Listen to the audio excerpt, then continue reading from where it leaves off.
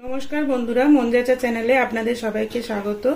आमी पारमिता आज के आबारो एक रिक्वेस्टेड भिडियो निये आपनादेरके शेयर करबो बोले चले एलाम।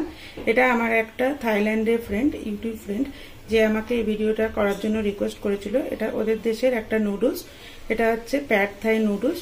তো এটা কিভাবে বানাবো সেটা আপনাদেরকে দেখাবো। তো ফার্স্টে আমি বলে নিই যে এই রেসিপিটা আমি জেনকে ডেডিকেট করি, এই রেসিপিটা আমি বানাচ্ছি।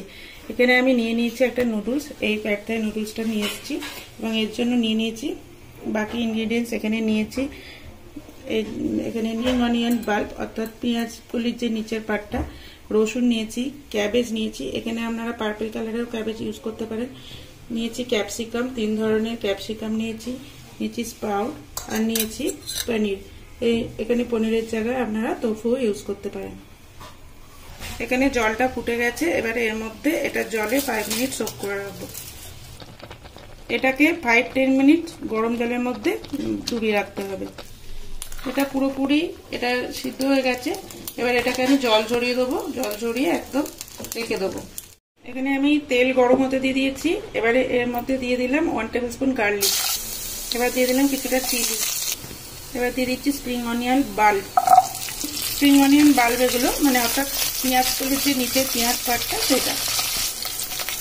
এবার দিয়ে দিচ্ছি ক্যাবেজ, এখানে আপনারা পার্পল ক্যাবেজও ইউজ করতে পারেন, তো আমি এখানে নর্মাল মিডিয়াম যে ক্যাবেজটা সেটা ইউজ করছি। এখানে কিন্তু সব ভেজিটেবলগুলো একটু ক্রাঞ্চি ভাব থাকবে, একদম কিন্তু সফট হবে না, তাহলে কিন্তু খেতে ভালো লাগবে না। এবারে দিয়ে দিচ্ছি 3 ধরনের ক্যাপসিকাম, লাল, হলুদ আর সবুজ, এবং এই পুরোটাই কিন্তু হাই হিটে হবে, এই পুরোটাই হাই হিটে হবে। এবারে এটা 3 থেকে 4 মিনিট এটাকে একটু নাড়িয়ে নিতে হবে। এই পজিশনে কিন্তু আপনারা ব্রোকলিও অ্যাড করতে পারেন, তো এখানে আমি ব্রোকলি দিলাম না, এখানে দিয়ে দিলাম পনির।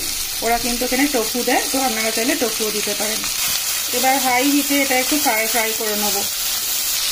এবারে এর মধ্যে প্যাড থাই নুডলসগুলো অ্যাড করে দিলাম। এবার এর মধ্যে দিয়ে দিলাম গ্রিন স্প্রাউট, এবার দিয়ে দিলাম 1 টিস্পুন সুগার, এবার দিয়ে দিলাম পরিমাণ মতো নুন, এবার দিয়ে দিলাম সোয়া সস, একটু দিয়ে দিলাম থাই সস, এবার দিচ্ছি স্প্রিং অনিয়ন।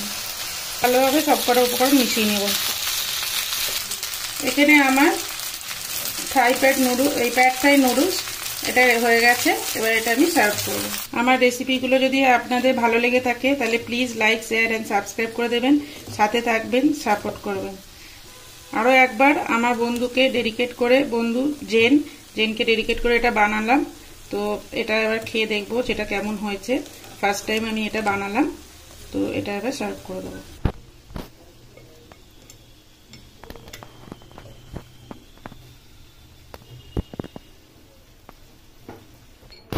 ওপর থেকে দিয়ে দেবো কিছুটা রোস্টেড বাদাম,